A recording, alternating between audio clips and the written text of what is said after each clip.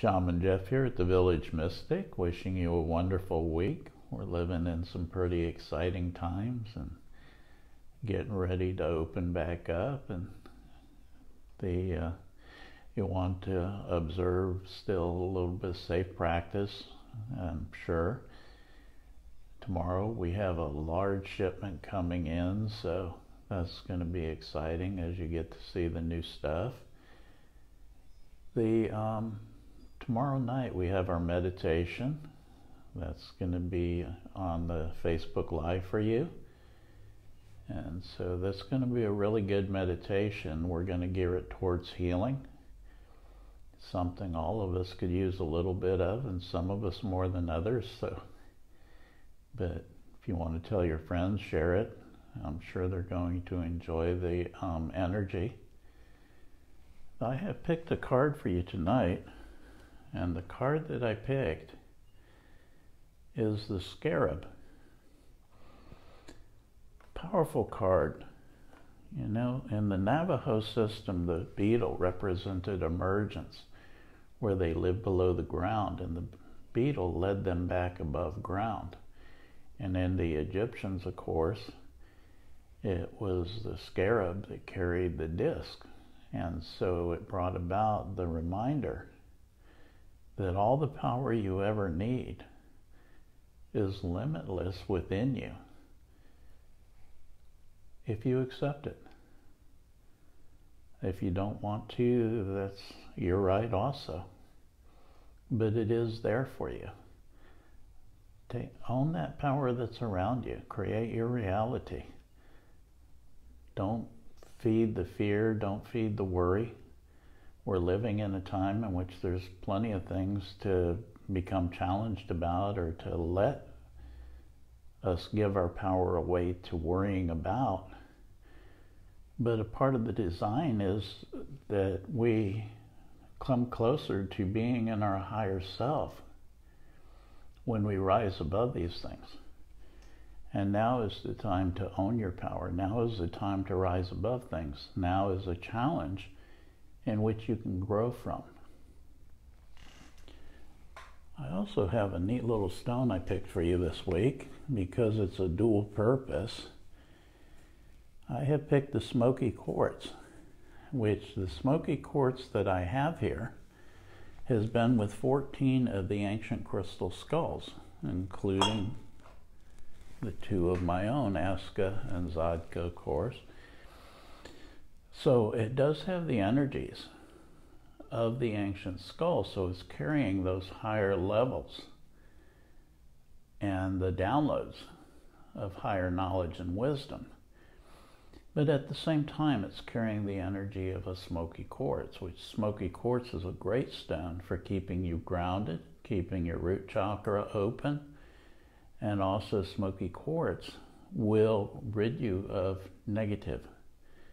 And when you take away the negative, that leaves the positive. So it can keep you in that space of higher knowledge. It can keep you in that space of carrying those higher energies. This week, over the last couple of weeks, I've had 3 different questions come in, and I know there's more out there that I may have missed. So don't be afraid if I don't come to your question right away, but go ahead and send the question again, and I will find it. I'm not just selecting the messages or the questions that I want to answer. I'm trying to answer everyone in some manner or shape, form. My first question was about love, and practicing Huna, I know that part of our energy field has the knowledge that everything living wants to experience love. And one of the 7 principles of Huna says to love is to be happy.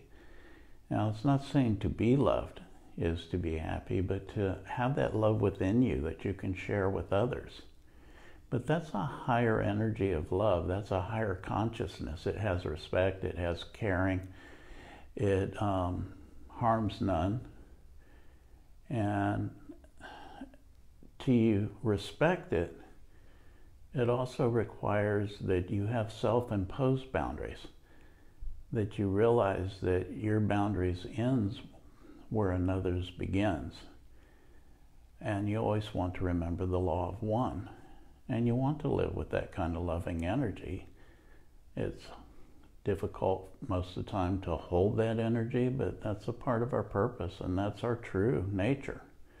And so you want to fall into that true nature, and you want that to come from your higher self. You want to be that higher consciousness of love. My second question was about the classes. A lot of you know that I do classes here when we're fully operational for free on Saturdays. And I had somebody ask me how I could do free classes and have a fair exchange of energy, because they were always taught that the energy had to be in balance. There had to be a fair exchange of energy. And that's true. If you're doing a reading for somebody, you do expect a balance. But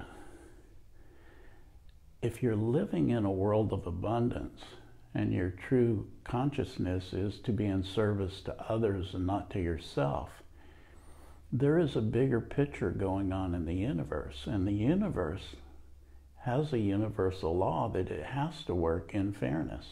It has to operate in balance. And so the things that I may give away for free are going to come back to me in other ways. And unless I get in my own way, which I'm willing to accept my own good, I'm willing to accept that balance. And so if you know the life I live, if you see the happiness that we've created here, Don and I, with the shop and with our inventory and how we live our life, then there's a lot of happiness there being created and a lot of balance. So I don't expect that return from each person that I work with, each person that I give something to. And there have been times when I felt like I needed to do some healing work without saying something to somebody. I have given them energy if they've asked, not expecting anything in return, but knowing that I can't outgive the universe. I can't outgive those bigger beings that are working with us every day. I'd rather be aligned with them. And I would rather be a part of that macro energy, the macro universe, rather than the micro. And it's a lot bigger than what we can understand sometimes. I also had a third question come in, and it talked about a red snake that they had never seen before, but it reminded them of a king snake.